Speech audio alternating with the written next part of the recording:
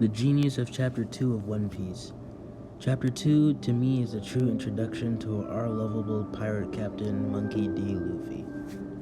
The One Piece manga started with Chapter 1 where we're introduced to an immature little boy that doesn't understand what it means to be a pirate. Manga readers rereading One Piece would probably be surprised how delusional Luffy was compared to his older self. And it made it like this because Oda wanted Luffy to grow up fast enough to write a flat character. A type of character that already learned the true meaning of the show and uses that message to contrast and change the world around him. So even though we see Luffy go from boy to man by the end of Chapter 1, how come his life already started off crazy the moment he left on his journey? Chapter 2 is about Luffy leaving the Goa Kingdom, which is actually called Dawn Island, meaning Luffy's philosophy of the dawn has finally lifted the darkness and is ready to rise from the east and illuminate the world. Which was bullshit because Luffy began his journey getting swallowed by the sea and had no choice but to hide in a barrel, which leaves intrigue for what our main character is gonna do next. But we don't get to see this because Oda introduced the world first instead. Our first intro to the world was through the Alvida pirates, seeing what pirates are like outside of Shanks, which tells us that Shanks is one of a kind and the main character himself. Which reminds me, what about Luffy? And how would he deal with the Alvida pirates when he himself is not even here? But we're then introduced to Coby, a cabin boy that accidentally joined the Alvida pirates and is treated horribly. After being introduced to strong people like Alvida and Shanks and Luffy, we naturally downplay Coby until we see the barrel. The Alvida pirates took it to get some beer for pleasure. Instead, they got a fist to the face by Monkey D. Luffy, who jumped out of the barrel as a chaotic force of nature.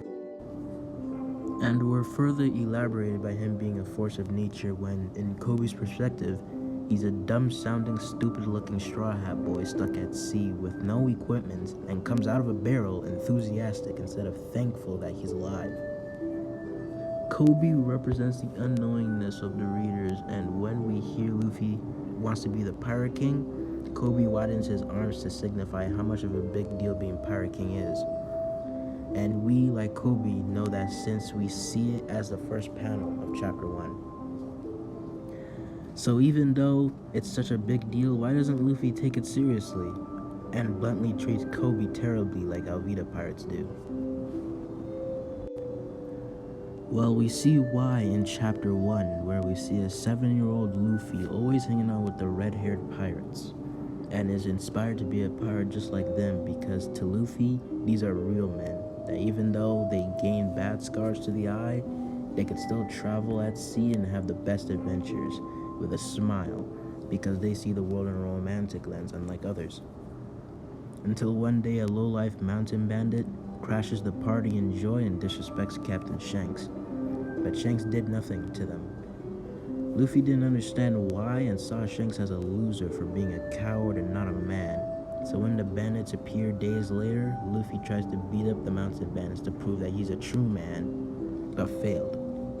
So the red-haired cowards came and actually beat up the mountain bandits and not running away like last time. And in fact, Shanks is fighting to protect his friends and to protect Luffy.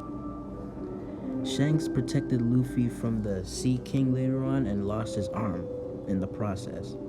Luffy felt guilty, but didn't keep that guilt because Luffy can't live up to Shanks' expectations if he doesn't live up to Shanks himself. So Luffy declared he would surpass Shanks' legacy by being the type of pirate king that's the freest man alive. And to Luffy, that meant being strong. Strong enough to protect his friends without being too weak to protect his friends. His friends that represent his happiness and freedom. So it's at that moment that Luffy became a man that'll become great instead of a boy that thinks he's great.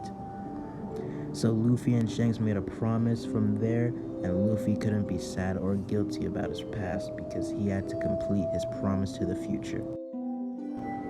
So Luffy would spend 10 years training until he proved he was ready for the seas, by defeating what Shanks couldn't, all because of Luffy's weaknesses of being afraid and weak. That's why Luffy always disrespects Coby, because he's the exact opposite of Luffy. Luffy is fearless and works hard to get strong and achieve his dreams, while Coby is too afraid to stand up for himself and is so weak he disregards his own dream, which pisses Luffy off. How weak-minded Coby is, so when Alvida appears, Luffy talks shit to her by just stating the truth. And Coby was inspired by Luffy's fearlessness and determination and finally talked back to Alvida. In Dressrosa, Luffy stated when seeing oppression, he hates it, and when it's too much, it's suffocating to witness such a tragedy. So when he sees Coby going from oppressed coward to a man who achieved the freedom to defend his happiness and dream beyond fear itself, that made Luffy ecstatic and ready to fight, showing that he has improved and deserves to be the main character, not Shanks.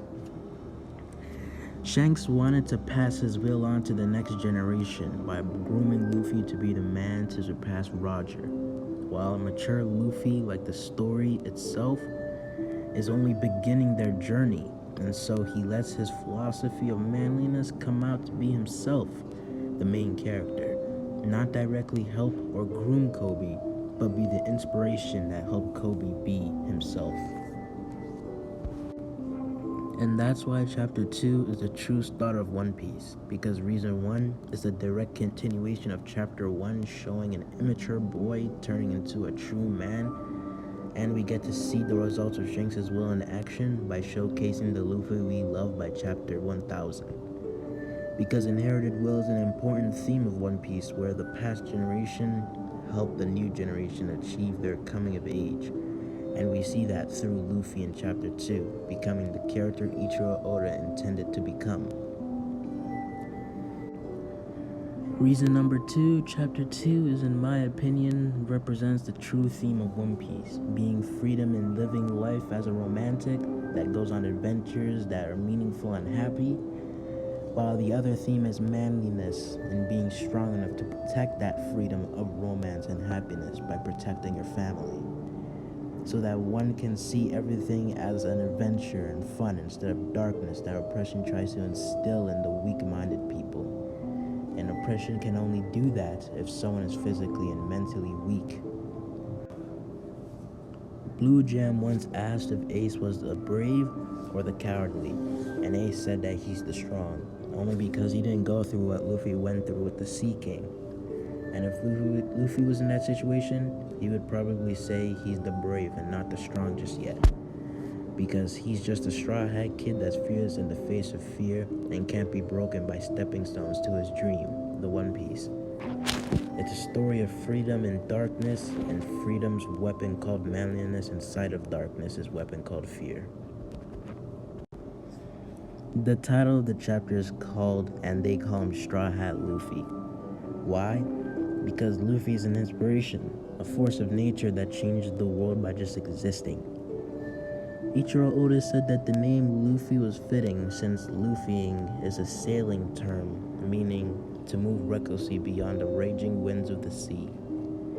Very fitting of Monkey D. Luffy, who whenever he goes everywhere, he causes so much chaos, he makes it for the better, until they reach the dawn of hope. And Luffy demonstrated that in Chapter 1000, called Straw Hat Luffy, which had a very similar structure to Chapter 1 and Chapter 2's structure, demonstrated in how in Chapter 999 was about a story back in time where Luffy's own inspiration, in the form of Ace, talks about Luffy's dream and who he is as a person that can lead the next generation of pirates. So Ace and Yamato share sake as a celebration and a promise. And that promise came in Chapter 1000, where Luffy is fulfilling that promise by saving Kinemon. Luffy becomes Kinemon's last hope for Wano and proves to a giant low-life pirate like Kaido that he will surpass his generation and become the Pirate King that protects all his treasures he's collected in his 2 years as a pirate, and Ichiro Oda's 20 years of writing a legendary story. respect chapter 2 of One Piece, because that is the perfect way to introduce a manga as a chapter 1. And even more perfect that it's not actually chapter 1, but a direct sequel to the real chapter 1. And that hits even harder because many One Piece fans know Oda is a master of creating arcs that foreshadow future arcs.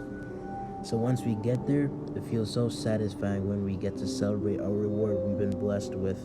And it shows that in chapter 1 being a prologue to a satisfying end of chapter 2, when Luffy goes on to his next adventure of romance alongside the first person he illuminated by the sun and freed from fear and darkness.